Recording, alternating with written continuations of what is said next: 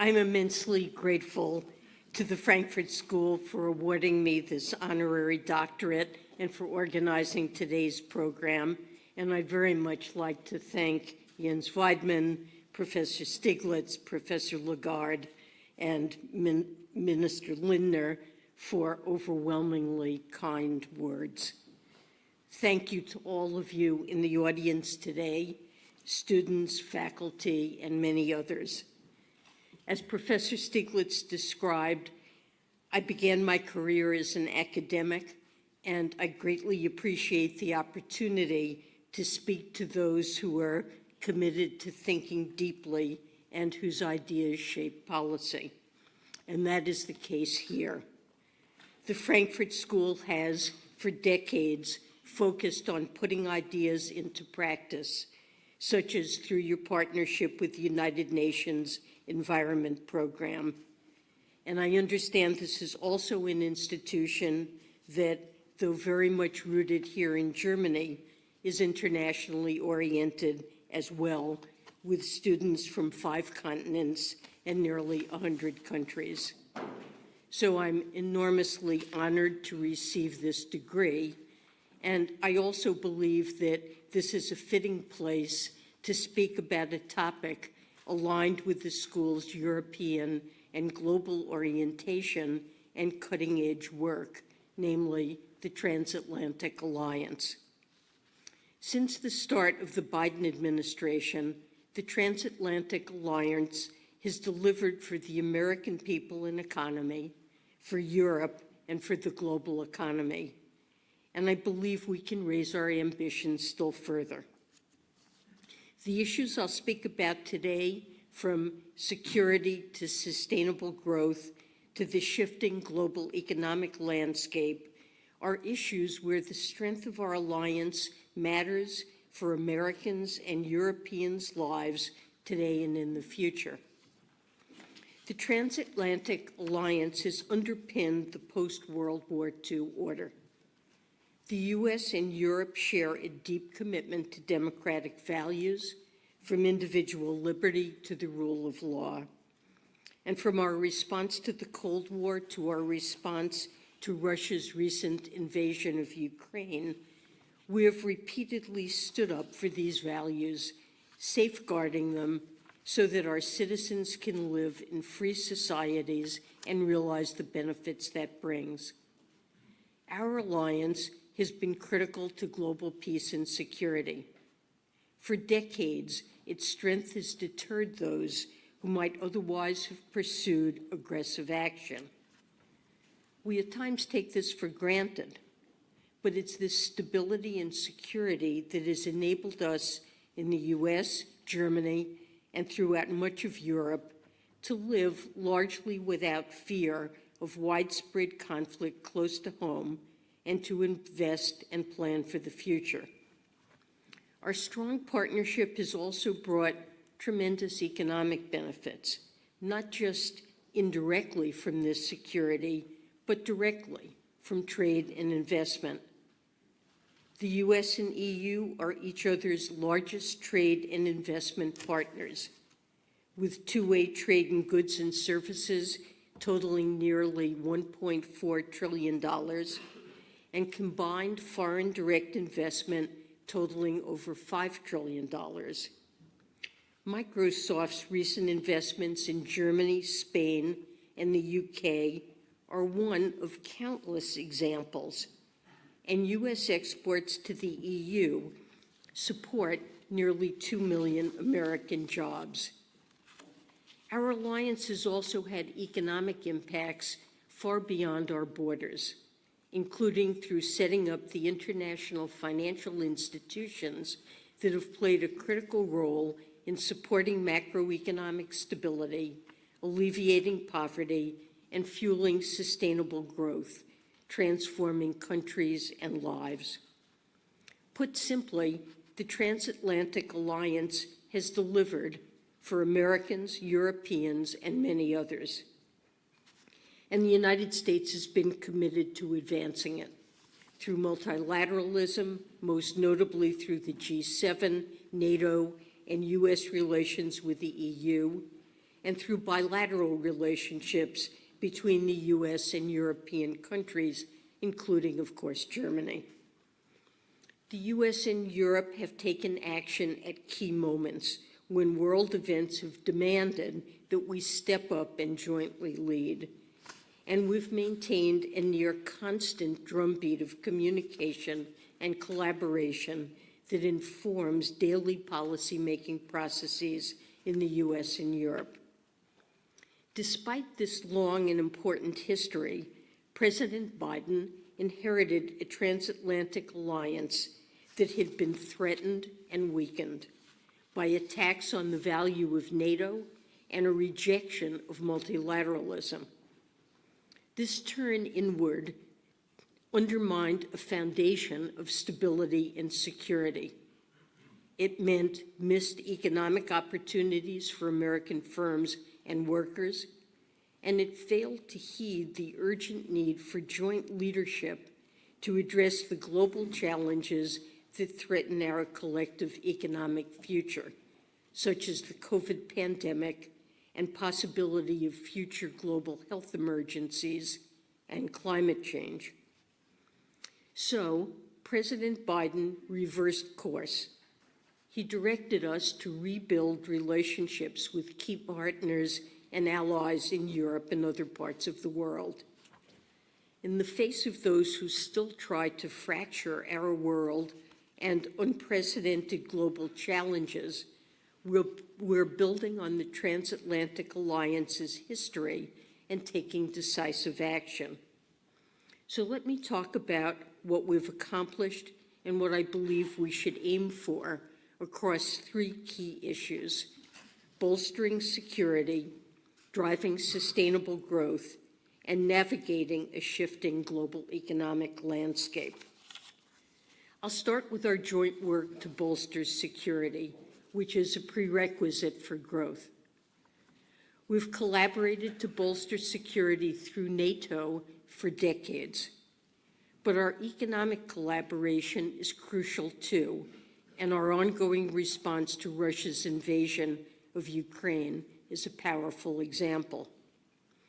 This collaboration started long before the invasion on February 24th, 2022, but it tremendously increased in the months leading up to it. When the United States began understanding that Russia was considering an invasion, we immediately recognized the possible grave consequences for Ukraine, for Europe, and for the rest of the world.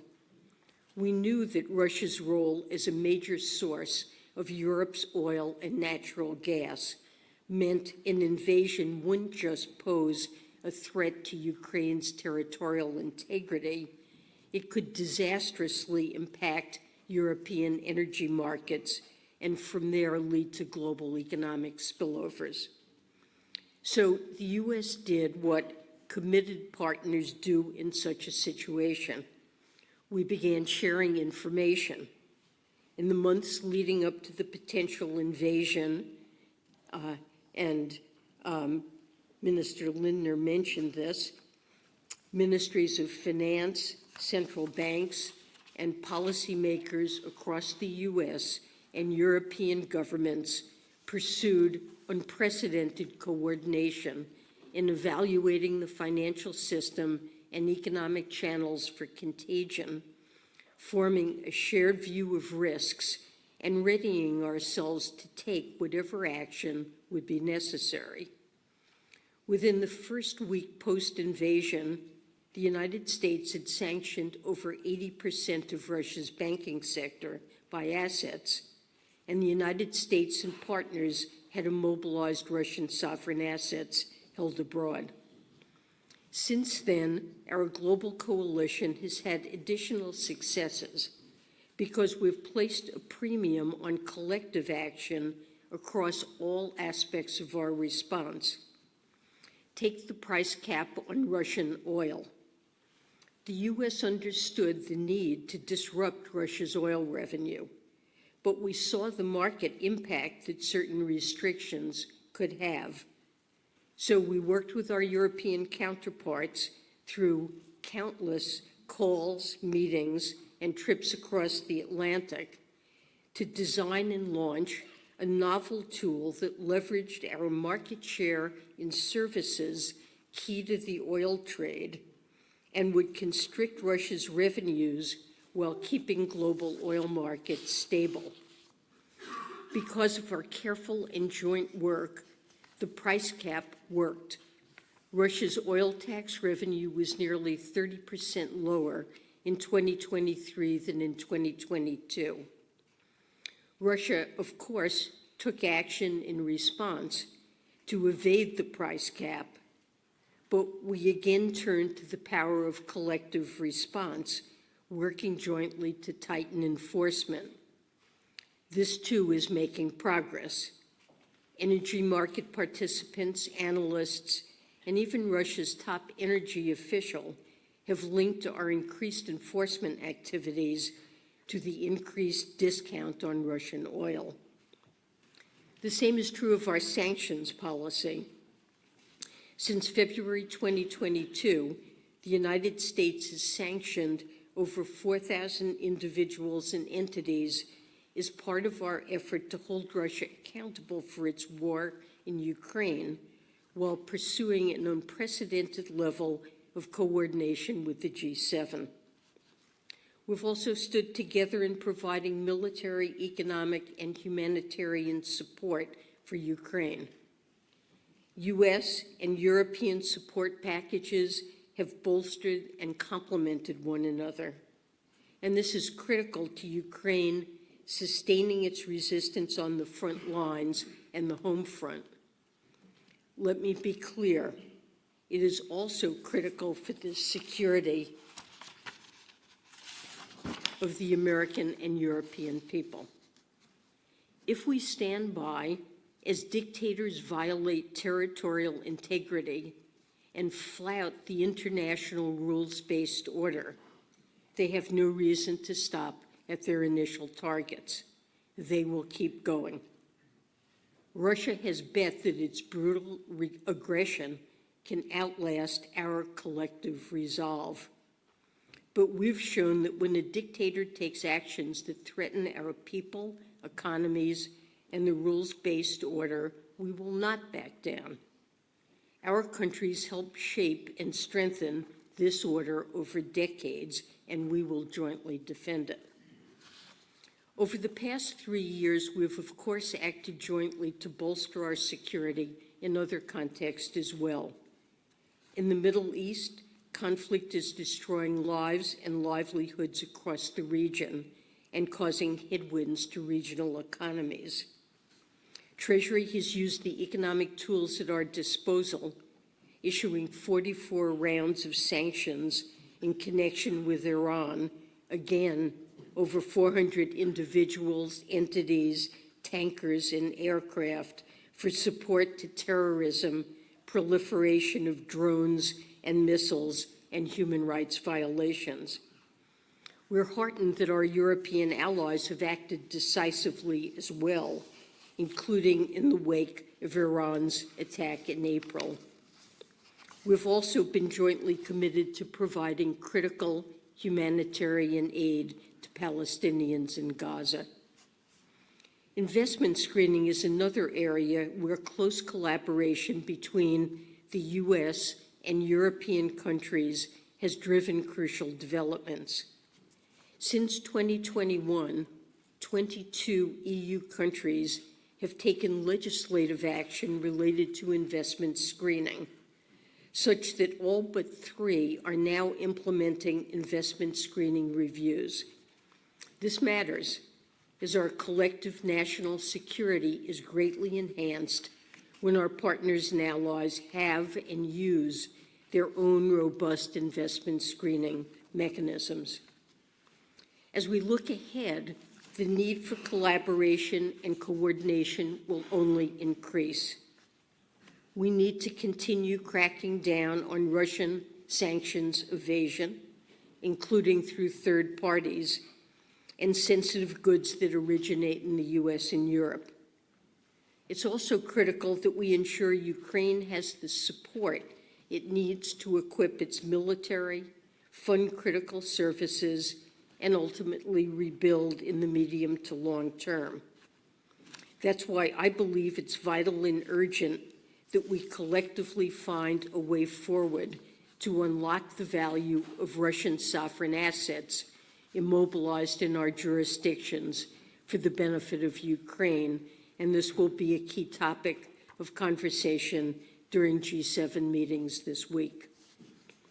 In the Middle East, we must stay in close coordination as we take additional actions to target the Iranian regime and its proxies and provide humanitarian aid. With regard to investment security, the U.S. is moving forward with implementing a program addressing the risks related to U.S. outbound investment in sensitive technologies. But again, these risks are not unique to us, and we encourage our partners and allies, including European countries, to do the same. I applaud those jurisdictions that have publicly announced work on this, and the U.S. stands ready to support these and other efforts to safeguard our collective national security. These are just a few examples of what's ahead. All of it will matter for our people and economies.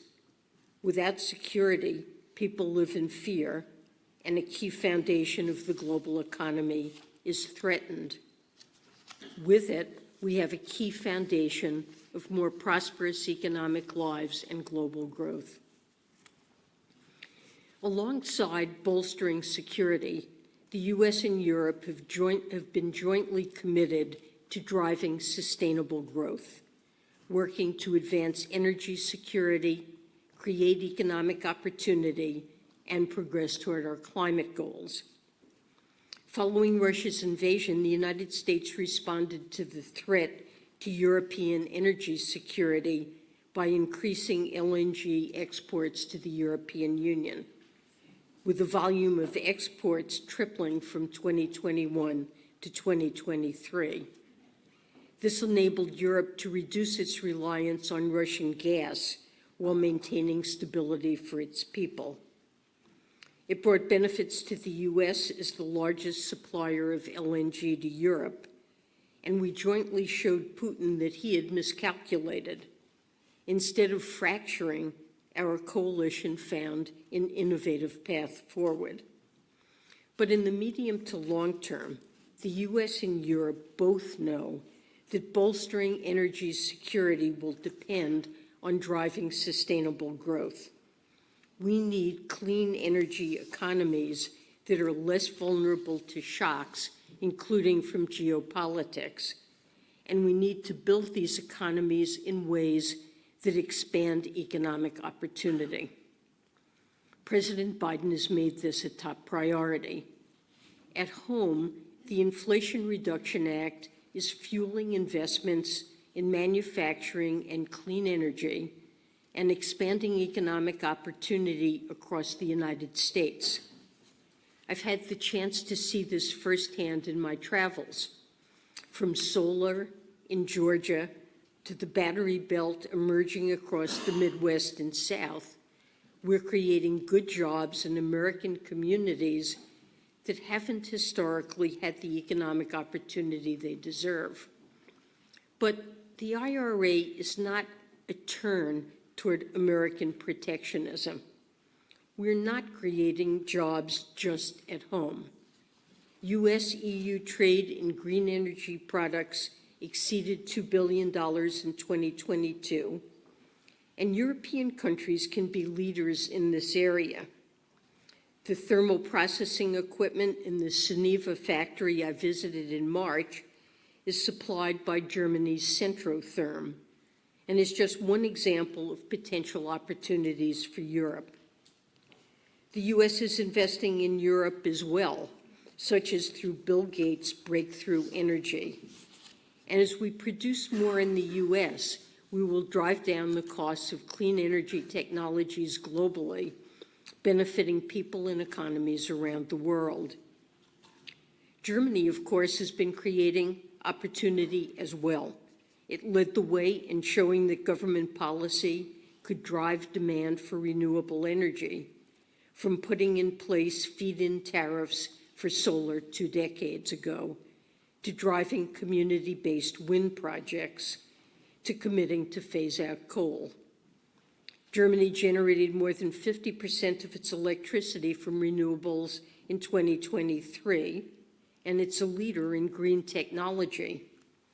And the Frankfurt School's focus on climate is just one example of what's happening across Europe, where higher education institutions have launched around 1,000 new degree programs in renewable energy and energy efficiency.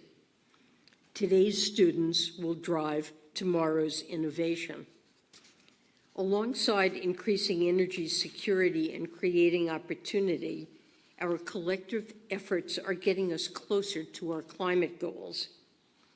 We're in a new era in our response to climate change. For decades, the economics and politics of climate action were characterized by a belief that climate change was a textbook case of a tragedy of the commons. Countries were incentivized to exploit global natural resources, while people everywhere suffered the costs. But in recent years, there's been a fundamental paradigm shift. The transition to green energy is now increasingly recognized as the greatest economic opportunity of the 21st century, with an estimated over $3 trillion in investment opportunities each year between now and 2050. Achieving our climate goals is compatible with increasing energy security and driving growth. As we look ahead, there's scope for much more joint and complementary action that will further these 3 objectives. The IRA is working, and we welcome similar action around the world, including the European Green Deal. We should keep working together to improve critical mineral supply chains, including through the Minerals Security Partnership and ongoing efforts on a US-EU critical minerals agreement. We should also continue collaboration to further decarbonization globally through green investments from our development finance agencies and international initiatives to share policies and harmonize climate disclosure. Like security, driving sustainable growth matters for Americans and Europeans, making us more resilient and more prosperous. And it will save us from a dire fate. As climate-related events continue to increase in severity and frequency, threatening our lives and livelihoods and our children's futures, we have no choice but to jointly lead. Finally, the world has changed tremendously in my lifetime and will continue to evolve. The US and Europe are 2 pillars of the free world. We have together led and adapted through many changes, and we must continue to collaborate as we navigate a shifting global economic landscape. This includes our approaches to the People's Republic of China. The US and Europe both recognize that China's tremendous rise from representing 3% of the global economy to 20% means that it will help shape the global economy. Guided by President Biden, I've worked to put the US-China economic relationship on surer footing for the benefit of people around the world. As I've repeatedly emphasized, we do not seek to decouple. We seek to diversify. And President von der Leyen has said the same, emphasizing the need to de-risk. Our critical mineral supply chains are currently over-concentrated in China. We saw the danger of over-reliance during the COVID pandemic and in the immediate aftermath of Russia's invasion. So the United States has pursued an approach I've called friendshoring, to deepen economic ties with a wide range of partners and allies to build resilient supply chains that advance our energy and economic security.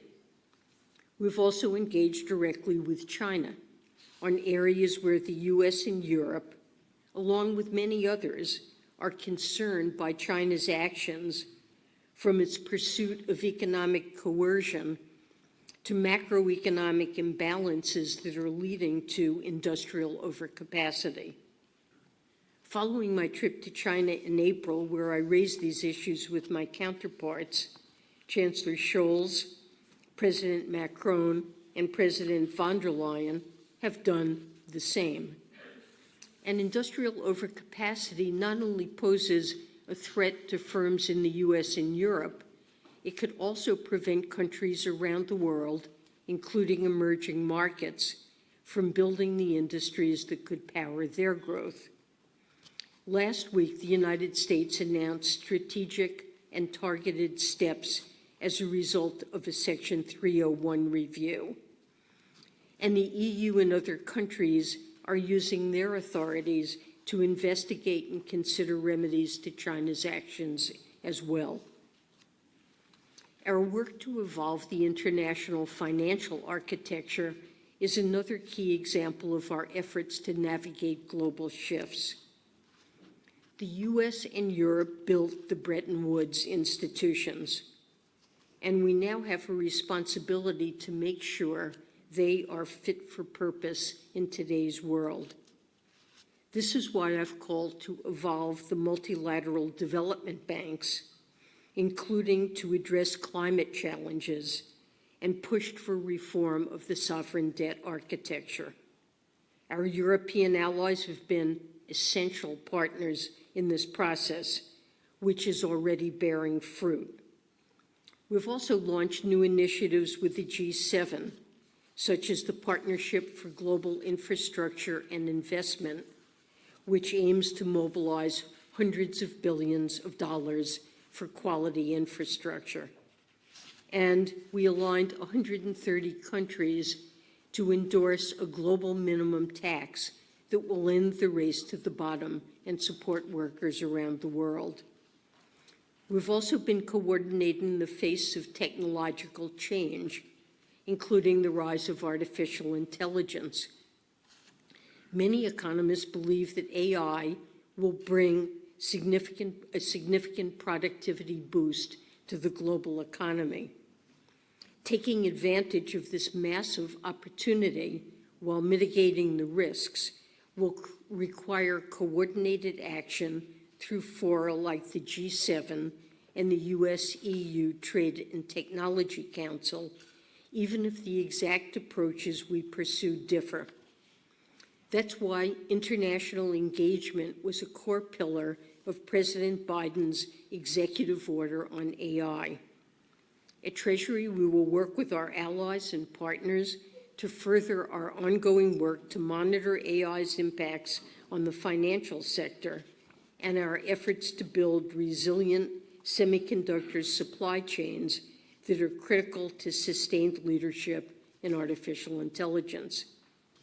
Together, we must also make sure that the benefits of AI accrue not just to advanced countries, but to all countries. As we look ahead, we will need to stay coordinated as we pursue further work in each of these areas. Like bolstering security and driving sustainable growth, navigating these shifts matters for everyday Americans and Europeans. China's industrial policy may seem remote as we sit here in this room, but if we do not respond strategically and in a united way, the viability of businesses in both our countries and around the world could be at risk. Support to low and middle income countries and to workers around the world is essential for the strength of the global economy. Artificial intelligence has not yet affected all aspects of our lives, but strategic and coordinated action now will mean that when it does, it is to our people's benefit. I'll end by emphasizing what President Biden said shortly after assuming the presidency. The partnership between Europe and the United States, in my view, he said, is and must remain the cornerstone of all that we hope to accomplish in the 21st century, just as we did in the 20th century. As Treasury Secretary, I'm committed to working so that our alliance continues to deliver, to increase security and bring prosperity for Americans and Europeans in the face of an uncertain world. Thank you again to the Frankfurt School for this enormous honor, and to all of you for being here today. Thank you very much.